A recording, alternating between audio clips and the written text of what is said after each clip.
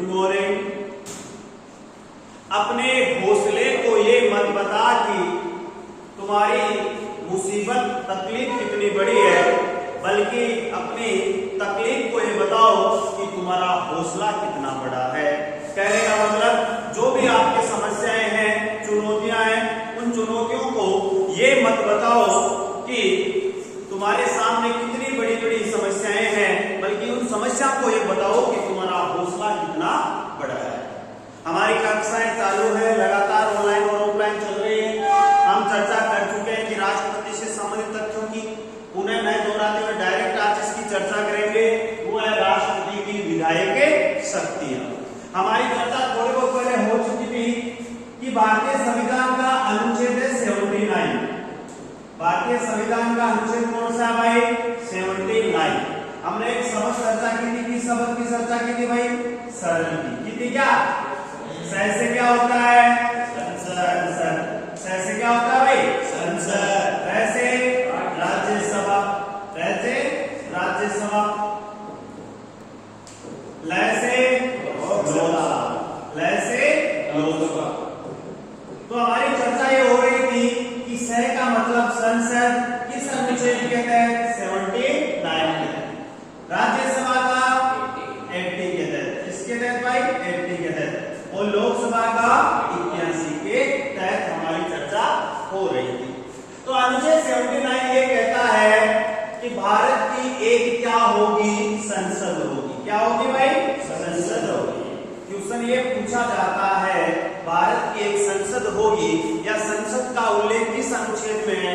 अनुच्छेद 79 में। आगे देखें तो अनुच्छेद 79 कहता है कि भारत की एक संसद होगी और संसद के दो तो क्या होंगे? सदन होंगे। दो तो क्या होंगे? सदन होंगे। कौन कौन से भाई?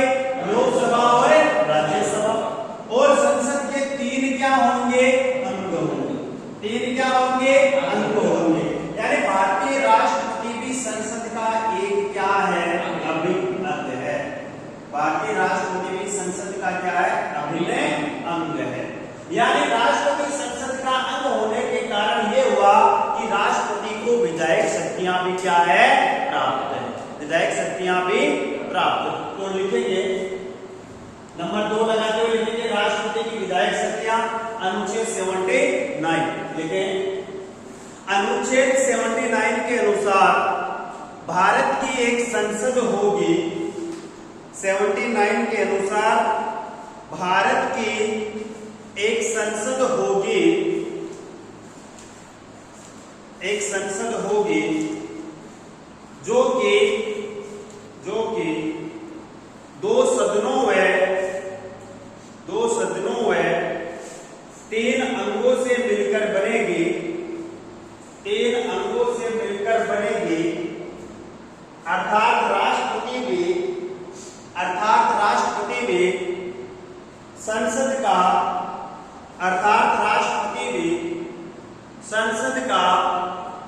अभिन्न अंग होता है। राष्ट्रपति भी संसद का अभिन्न अंग होता है। राष्ट्रपति भी संसद का क्या होता है? अभिन्न अंग होता है। नेक्स्ट देखें, नेक्स्ट चर्चा करें इसमें 2 नंबर कि देखो संसद के जो सत्र होते हैं, सामान्यतः संसद के 3 सत्र होते हैं।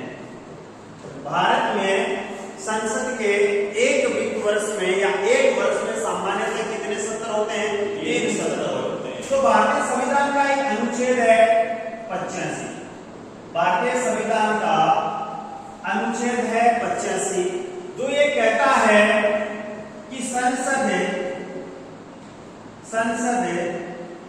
का सत्र बुलाने, संसद का सत्र बुलाने,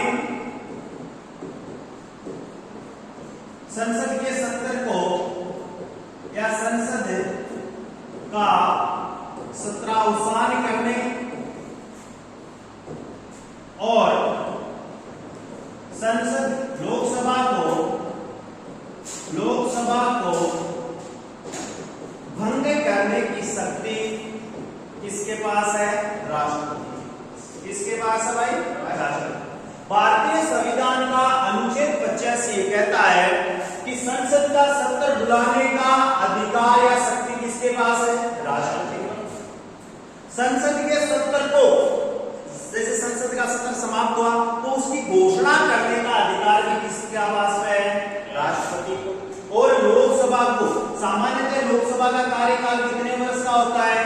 5 वर्ष। लोकसभा का कार्यकाल कितने वर्ष का होता है? 5 वर्ष। तो राज्यसभा का कार्यकाल कितने वर्ष का होता है? 6 वर्ष का नहीं होता। राज्यसभा एक स्थायी सदन है, आगे हम चर्चा करेंगे। राज्यसभा एक स्थायी सदन है। स्थायी का मतलब जो कभी भंगे नहीं होता। यहां इसलिए आता है लोकसभा अस्थायी सदन है, लोकसभा निम्न सदन है, लोकसभा जनता का प्रतिनिधि सदन है। लोकसभा जनता का प्रतिनिधि सदन है। अरे राज्यसभा में आप चुन के भेजते हो क्या? सांसदों को नहीं भेजते हो। आपके द्वारा चुने गए जो विधायक होते हैं ना, मेंबर ऑफ लेजिस्लेटिव असेंबली के जो सदस्य होते हैं, वो सदस्य राज्यसभा के सदस्यों का क्या करते हैं? चुनाव करते हैं। राज्यसभा के सदस्यों का कार्यकाल, राज्यसभा के सदस्यों का कार्यकाल कितना होता है? 6 वर्ष का। जबकि लोकसभा का खुद का कार्यकाल कितने वर्ष का होता है? 5 वर्ष का होता है, क्योंकि लोकसभा अस्थायी सदन है। इसे प्रधानमंत्री की सिफारिश पर राष्ट्रपति के द्वारा अनुच्छेद 85 के तहत 5 वर्ष से पहले भी क्या किया जा सकता है? भंग किया जा सकता है। तो राष्ट्रपति होता है वो संसद का सत्र बुलाता है, सत्रावसान की घोषणा करता है और लोकसभा को 5 वर्ष से पूर्व भी भंग कर सकता है। अब चर्चा करें एक वित्त वर्ष में या एक वर्ष में कुल कितने सत्र होते हैं, इसके हम चर्चा करें। ये होते हैं 12 महीने। जनवरी, फरवरी, मार्च, अप्रैल, मई होते हैं ना 12 महीने। अरे होते नहीं होते? तो 12 महीनों में 3 सत्र कौन कौन से थे? फरवरी, मार्च और अप्रैल। फरवरी, मार्च और अप्रैल, इनमें होता है बजट सत्र। 3 सत्र होते हैं संसद के। पहला होता है बजट सत्र, ये सबसे बड़ा सत्र होता है, सबसे बड़ा और महत्वपूर्ण सत्र होता है, क्योंकि इस सत्र में प्रति वर्ष संसद के द्वारा भारत का बजट पेश किया जाता है। यानी बजट पेश करना, प्रस्तुत करना और उसे पारित करवाने का कार्य इसके दौरान, यानी एक वित्त वर्ष का जो लेखा जोखा है वो संसद के समक्ष रखा जाता है और सरकार आगामी एक वर्ष में किन किन क्षेत्रों में कितना कितना खर्च करेगी, कितनी आय होगी, कितनी इनकम प्राप्त होगी और उस इनकम को किन किन क्षेत्रों में, किन किन विभागों में खर्च, किन किन क्षेत्रों में विभागों में खर्च किया जाएगा, विभागों को अलॉट किए जाएंगे, वो सब कुछ कहाँ होता है? बजट सत्र। नंबर 2 आता है मानसून। अरे बरसात कब हुआ है? आजकल तो जून, अप्रैल, मई समय चालू है मामला ना, कदे ताऊ आ जा, कदे और दूसरा तूफान आ जा रहा है ना। लेकिन होता सामान्यतः जो बजट सत्र वो कब होता है? सॉरी, मानसून सत्र कब होता है? जुलाई अगस्त। कब होता है भाई? जुलाई अगस्त। कब होता है? जुलाई अगस्त। क्योंकि जुलाई अगस्त में मानसून नाम इसलिए रख दिया गया क्योंकि समय भारत में क्या सक्रिय रहता है? मानसून। और सर्दी का आरंभ कब हो जाता है?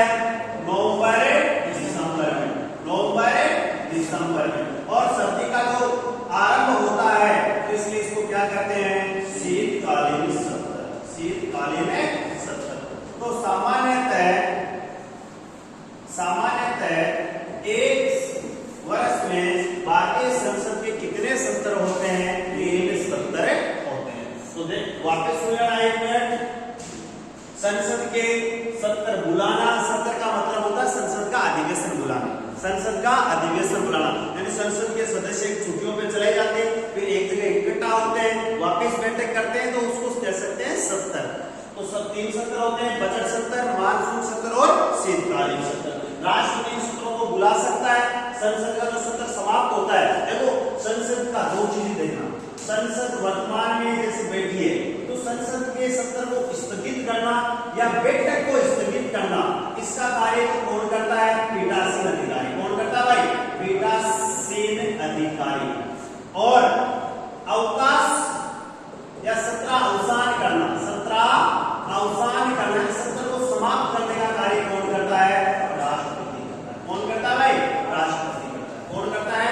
राष्ट्रपति। अब बहुत सारे पीठासीनों के मामलों में पीठासीन वह व्यक्ति जो उस सदन की क्या करता है, अध्यक्षता करता है। उस सदन की क्या करता है, अध्यक्षता करता है। जैसे हम चर्चा करें पीठासीन कौन कौन होते हैं, देखें लोकसभा के पीठासीन, लोकसभा के पीठासीन अधिकारी, पीठासीन अधिकारी,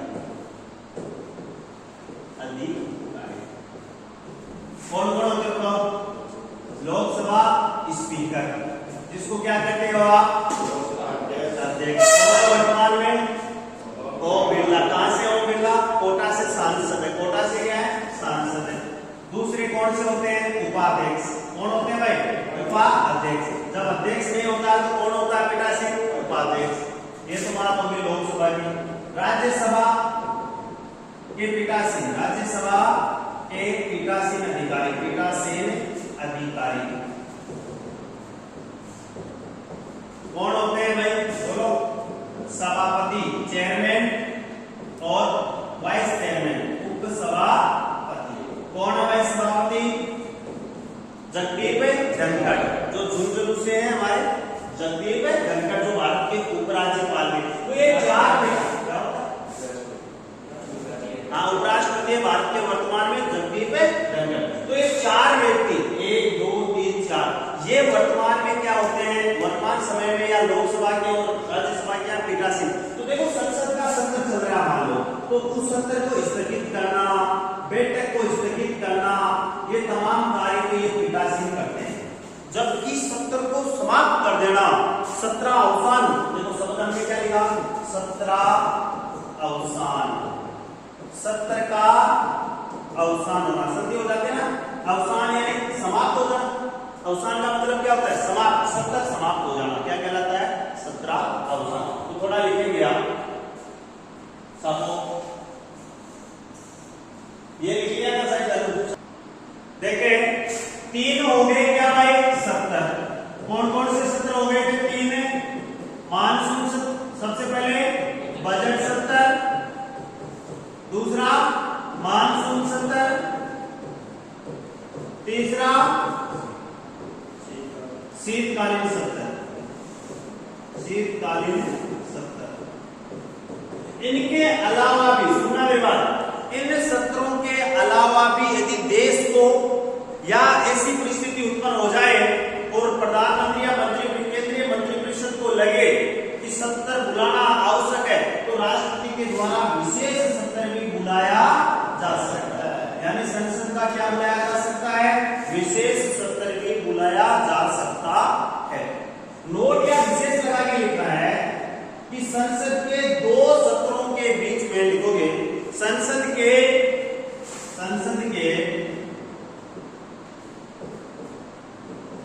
2 सत्रों के बीच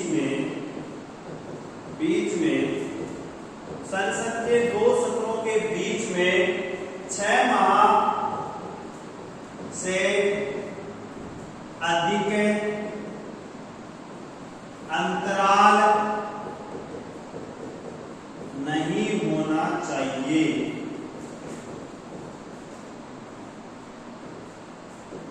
यानी संसद के जो 3 सत्र हो गए ना, इनके बीच में 6 महीने से ज्यादा का अंतराल नहीं होना चाहिए। एक बात और लिखोगे, हमने वो लिखा था, आपको पता है जनवरी फरवरी, ये सत्र कब होता है, फरवरी से लेकर मई तक। कब हो रहा भाई, फरवरी से लेकर मई तक। मानसून कब हो रहा था, जुलाई से लेकर सितंबर तक, जुलाई से लेकर सितंबर। ये कब हो रहा था, नवंबर टू दिसंबर। लेकिन अब ये जो पहला महीना होता है जनवरी, नेक्स्ट जून और अक्टूबर, ये 3 महीने होते हैं सत्र अवसान। यानी संसद का क्या रहता है, अवसान। यानी संसद क्या क्या रहती है, छुट्टियां रहती है, इसका मतलब सत्र अवसान, यानी 70% नहीं। नेक्स्ट लिखेंगे अनुच्छेद 86 के तहत, नेक्स्ट लिखो भाई, अनुच्छेद 86 के तहत राष्ट्रपति संसद को संदेश भेज सकता है। राष्ट्रपति संसद को संदेश भेजना, संसद को संदेश भेजना। अनुच्छेद 86 के तहत संसद को संदेश भेजना, यानी संसद को संदेश भेजने का कार्य भी कौन करता है भाई? राष्ट्रपति करता है। कौन करता है? राष्ट्रपति। नेक्स्ट लिखेंगे अनुच्छेद 87, अनुच्छेद 87 लिखें, थोड़ा सा एक बार फिर समझाते हैं। लिखें आरंभिक अभिभाषण देना, आरंभिक अभिभाषण देना, अभिभाषण देना, आरंभिक अभिभाषण। देखो क्या होता है आरंभिक अभिभाषण। अनुच्छेद 87 ये कहता है कि राष्ट्रपति संसद में क्या देगा? अभिभाषण देगा। राष्ट्रपति क्या देगा? संसद में अभिभाषण। अभिभाषण तैयार कौन करता है? केंद्रीय मंत्रिमंडल। कौन तैयार करता है भाई? केंद्रीय मंत्रिमंडल, यानी संसद में अभिभाषण तैयार करने का कार्य करता है केंद्रीय मंत्रिमंडल।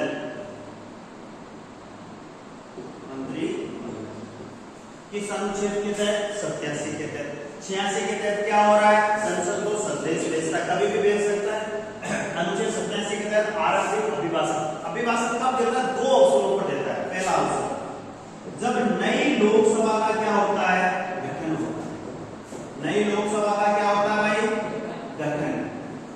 एक तो तब देता है, ठीक है, क्योंकि नई लोकसभा के गठन के समय जो फर्स्ट बार मीटिंग होती है ना, कुछ दिन देता है। नेक्स्ट जब वर्ष के आरंभ में, वर्ष के आरंभ में बजट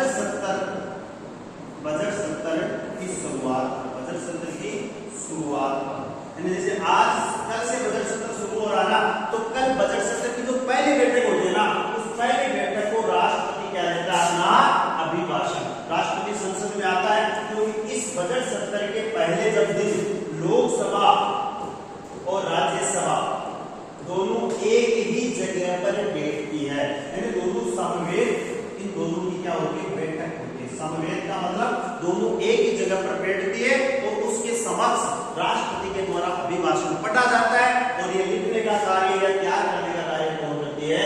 केंद्रीय मंत्रिमंडल करती है। तो लिखेंगे थोड़ा अनुच्छेद लिख लिया सभी? अरे नहीं लिखा क्या? लिखो। चलो भाई लिखेंगे अनुच्छेद 86 के तहत राष्ट्रपति संसद को संदेश भेजता है। अनुच्छेद 87 के तहत आरंभिक अभिभाषण देना, राष्ट्रपति के द्वारा संसद को या संसद के समक्ष अभिभाषण देना। यह अभिभाषण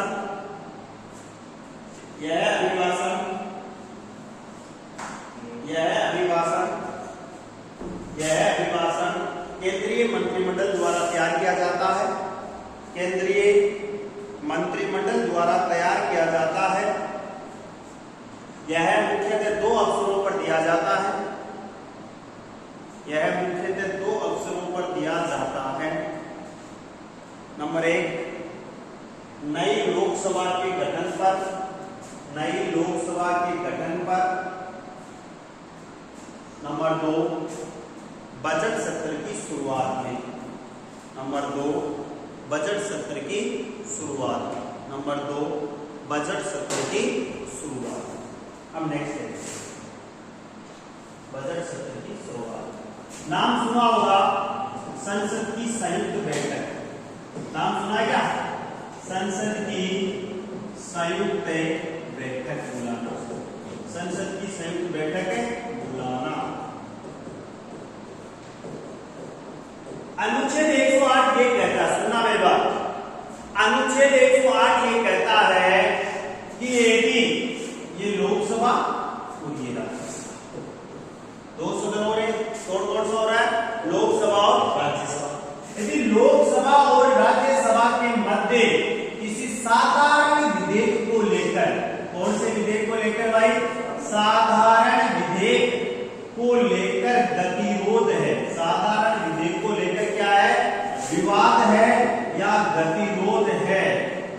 ऐसी स्थिति में भारत का राष्ट्रपति लोकसभा व राज्यसभा दोनों का एक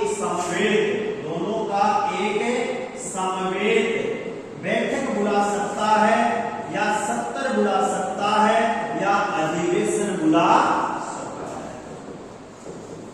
भारत का राष्ट्रपति संसद की संयुक्त बैठक बुलाता है, क्योंकि यदि लोकसभा और राज्यसभा के मध्य साधारण विधेयक को लेकर कोई क्या है, विवाद है, साधारण विधेयक को लेकर कोई क्या है भाई, विवाद है, तो उस विवाद को समाप्त करने के लिए लोकसभा ने भी विधेयक पास नहीं किया, राज्यसभा ने कर दिया, राज्यसभा ने नहीं किया, लोकसभा ने कर दिया, यदि कोई विवाद उत्पन्न हो गया, परिणाम स्वरूप राष्ट्रपति के द्वारा संसद का संयुक्त अधिवेशन बुलाया जाता है, संयुक्त बैठक बुलाई जाती है, और इस बैठक में जो फैसले होते हैं वो होते हैं साधारण बहुमत के द्वारा।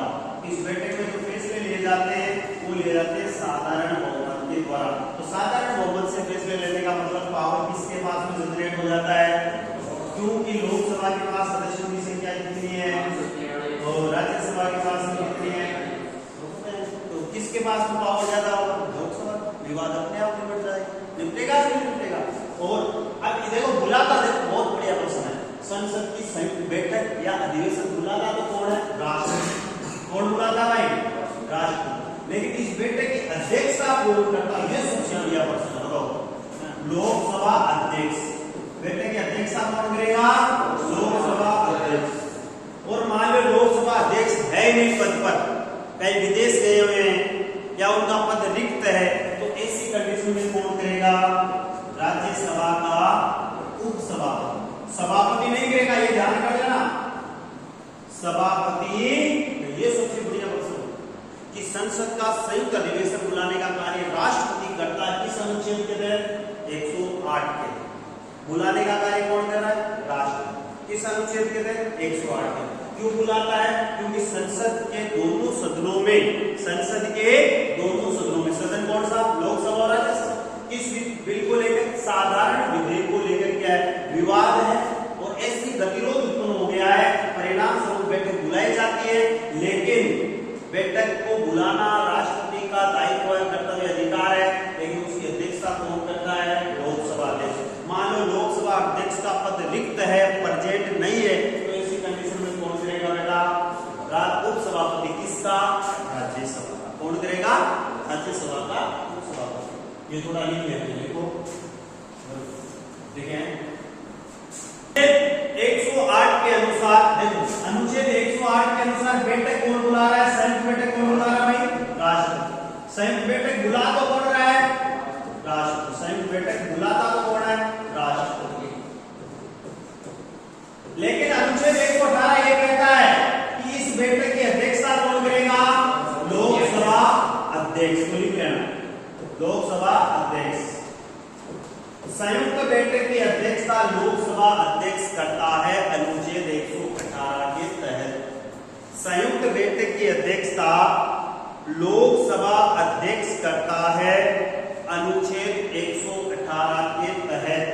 मान लो कि लोकसभा अध्यक्ष प्रेजेंट नहीं है, या उसका पद रिक्त है, या बीमार है, तो ऐसी कंडीशन में उस बैठक की अध्यक्षता कौन करेगा, उपसभापति। किसका उपसभापति भाई, राज्यसभा का। कौन करेगा, राज्यसभा का उपसभापति उस बैठक की क्या करेगा, अध्यक्षता करेगा। क्या करेगा भाई, अध्यक्षता। अब तक भारत में 3 बार लिखेंगे, देखेंगे अब तक भारत में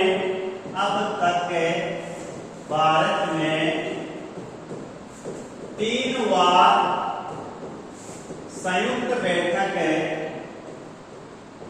बैठक हो चुकी है। संसद की संयुक्त बैठक हो चुकी है।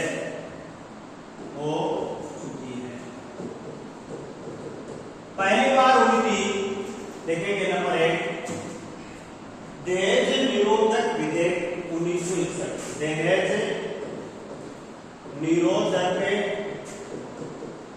दहेज निरोधक विधेयक 1961। पहले क्वेश्चन आता है कि संसद की अब तक कितनी संयुक्त बैठक हो चुकी है? 3 बैठक हो चुकी है। पहली बैठक कब होती है भाई बताओ? 1961 में। कब होती है? 1961 में। प्रधानमंत्री कौन था? ये नाम याद होना चाहिए। कौन था भाई? पंडित नेहरू। 1961 में भारत का प्रधानमंत्री कौन था? पंडित जवाहरलाल नेहरू। उस समय भारत के क्या थे? प्रधानमंत्री। राष्ट्रपति कौन था? सर्वपल्ली राधाकृष्णन। सर्वपल्ली। नंबर 2 लिखोगे। नंबर 2 में बैंकिंग सेवा विधेयक 1978। बैंकिंग सेवा विधेयक 1978। पहली कब होती है? 61 में। दूसरी कब होती है भाई? 78 में। इस समय पीएम कौन था? मोरारजी देसाई। नाम सुना क्या? भारत का सबसे बुजुर्ग प्रधानमंत्री मोरारजी देसाई। मोरारजी देसाई। तीसरी बैठक होती है आतंकवाद निरोधक विधेयक 2000। कोटा कहते हैं जिसको, POTA कोटा। 2000 में ये बैठक होती है और इस समय पीएम का अटल बिहारी वाजपेयी। कौन था भाई? अटल बिहारी वाजपेयी। ये तीनों के प्रधानमंत्री याद करेगा। पहले के समय नेहरू थे, दूसरी के समय मोरारजी देसाई और तीसरी के समय कौन था? वाजपेयी। अब इन तीनों बैठकों में एक बात सबसे महत्वपूर्ण बात यह है, इन तीनों बैठकों में भाग लेने वाला एकमात्र व्यक्ति कौन है? इन तीनों बैठकों में भाग लेने वाला एकमात्र जो व्यक्ति है ना, वो कौन है? अटल बिहारी वाजपेयी। अटल बिहारी वाजपेयी लिखना है। अटल बिहारी वाजपेयी संसद की तीनों जो संयुक्त बैठकें बुलाई गई कब?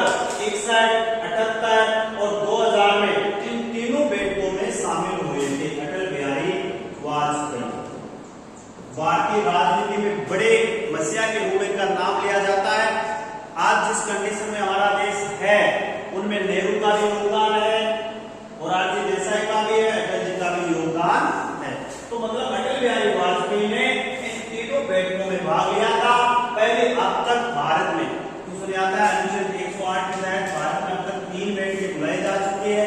पहली बैठक दहेज निरोधक विधेयक, यानी दहेज के ऊपर दहेज प्रथा को समाप्त करने संबंधी कानून बनाया जा रहा था। उस पर कुछ विवाद हो गया, लोकसभा और राज्यसभा में गतिरोध उत्पन्न हो गया। तो उस गतिरोध को समाप्त करने के लिए सर्वपल्ली राधाकृष्णन के द्वारा संयुक्त बैठक बुलाई गई, क्योंकि सर्वपल्ली राधाकृष्णन उस समय भारत के क्या थे? अरे बोलो, राष्ट्रपति। उसके बाद में बैंकिंग सेवा विधेयक, ये मोरारजी देसाई से रिलेटिव है 1978 में। और फिर आतंकवादी निरोधक विधेयक कोटा, यानी जो आतंकवादी गतिविधियों में कोई व्यक्ति दोषी पाया जाता था उसको देशद्रोही या उस पर कोटा कानून लगाया जाता था। उसकी संपत्ति को जब्त करना, उसको उम्र कैद की सजा वगैरह दिलाना। ठीक है, नेक्स्ट लिखेंगे। नेक्स्ट लिखेंगे भारतीय संविधान का अनुच्छेद है 103। भारतीय संविधान का अनुच्छेद है कौन सा भाई? 103। अनुच्छेद 103 ये कहता, बोर्ड पे देखें भाई, अनुच्छेद 103 ये कहता है कि यदि सांसदों की अयोग्यता संबंधी कोई मामला है तो उसका निपटारा कौन करेगा? राष्ट्रपति। कौन करेगा भाई? राष्ट्रपति। सांसदों की अयोग्यता संबंधी कोई विवाद है तो उस विवाद का निपटारा राष्ट्रपति करता है। किसकी सलाह पर? Election commission of India. Election commission of India, भारतीय निर्वाचन आयोग की सलाह पर। इलेक्शन कमीशन ऑफ इंडिया, भारतीय निर्वाचन आयोग की सलाह पर राष्ट्रपति द्वारा अनुच्छेद 103 के तहत सांसदों की अयोग्यता संबंधी जितने विवाद हैं उनका निर्णय करता है, उनका निपटारा करता है। केवल किसको छोड़कर? दल बदल को छोड़कर। किसको छोड़कर भाई? दल बदल। देखो, दल बदल से संबंधित कोई विवाद है तो उसका निपटारा कौन करता है? लोकसभा अध्यक्ष। कौन करता है? लोकसभा अध्यक्ष या राज्यसभा सभापति।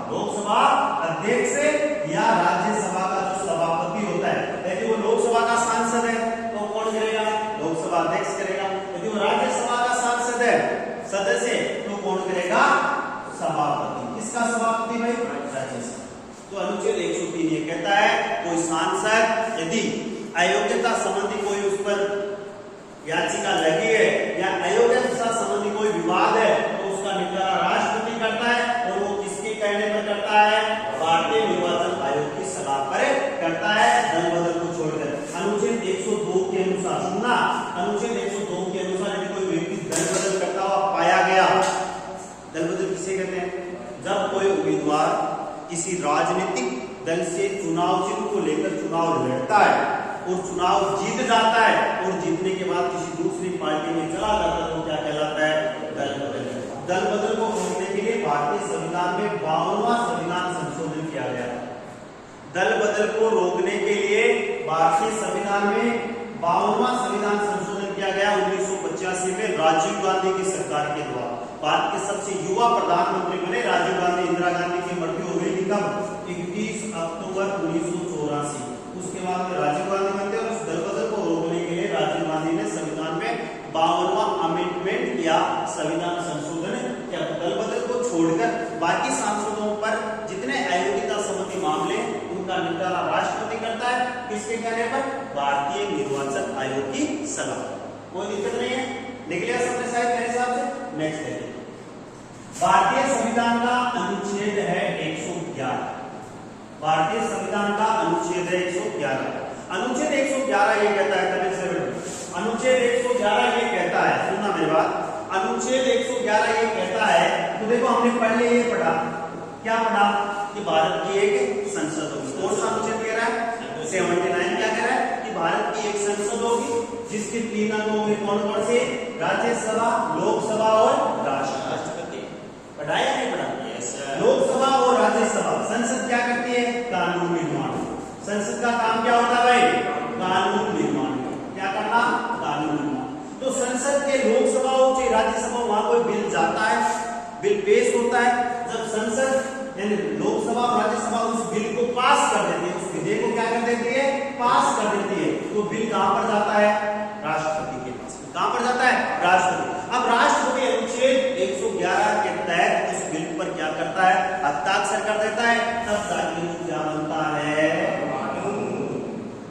यानी संसद के द्वारा भारत की सबसे बड़ी कानून बनाने वाली संस्था कौन सी है? संसद है। संसद को भारत की क्या कहते हैं? राष्ट्रीय विधायिका भी कहते हैं। राष्ट्रीय विधायिका। संसद को क्या कहते हैं? भारत की राष्ट्रीय विधायिका भी कहते हैं। यानी कानून बनाने वाली सबसे बड़ी संस्था है। कोई बिल लोकसभा ने पास कर दिया, राज्यसभा ने पास कर दिया, तो कहां पर जाता है? राष्ट्रपति पर। राष्ट्रपति जब तक उस पर हस्ताक्षर नहीं करता ना, तब तक वह कानून नहीं बनता है। तब तक वो क्या रहता है? विधेयक ही रहता है, कच्चा बिल रहता है, कच्चा कानून रहता है। जब राष्ट्रपति उस पर साइन कर देते हैं तब वो क्या बन जाता है? कानून बनने जाता है। अनुच्छेद 111 के तहत संसद के द्वारा पारित विधेयक जो होते हैं उन पर राष्ट्रपति क्या करता है? अपनी मंजूरी देता है। अब राष्ट्रपति के पास यहाँ पर 3 प्रकार की शक्तियां हैं। 3 प्रकार की शक्तियां कौन कौन सी है? राष्ट्रपति उस बिल को क्या कर सकता है? मंजूरी दे सकता है, स्वीकृत कर सकता है, अस्वीकृत भी कर सकता है,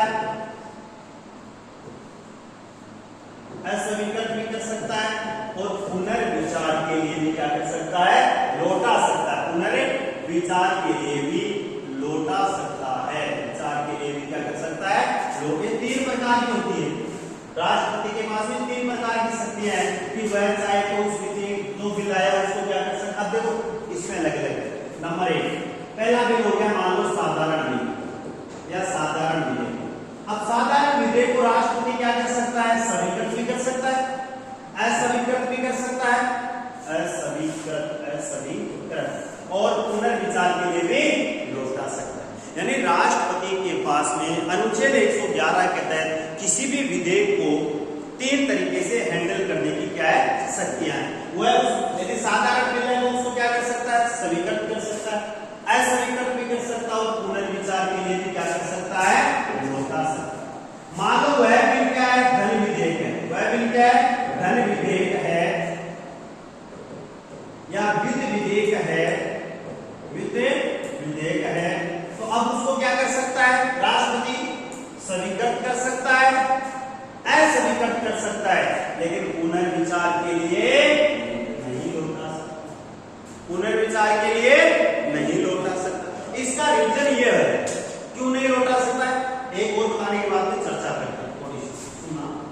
तीसरा संविधान संशोधन बिल।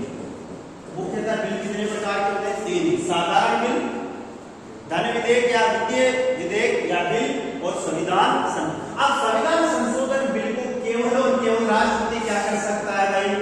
स्वीकृति कर सकता है, न तो उसको पुनर्विचार के लिए लौटा सकता और न ही उसे अस्वीकृत कर सकता। क्यों नहीं कर सकता? 42वां संविधान संशोधन किया गया 1976 के द्वारा। कौन सा संविधान संशोधन किया गया? 42वां संविधान संशोधन किया गया, और जिसे मिनी संविधान भी कहते हैं। इससे पहले भी एक संविधान संशोधन हुआ, उसकी चर्चा में होता था। संविधान में 24वां संविधान संशोधन हुआ 1971 में। कौन सा? 24वां संविधान संशोधन हुआ 1971 में। और इस संविधान संशोधन के द्वारा कह दिया गया कि संविधान संशोधन बिल को राष्ट्रपति क्या नहीं कर सकता? अस्वीकृत और पुनर्विचार के लिए नहीं लौटा सकता। ठीक है, एक बार थोड़ा सा देख लेते हैं।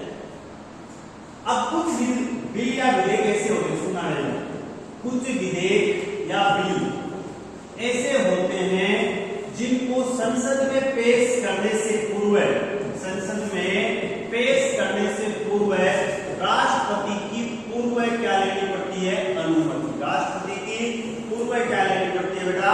अनुमति लेनी पड़ती है।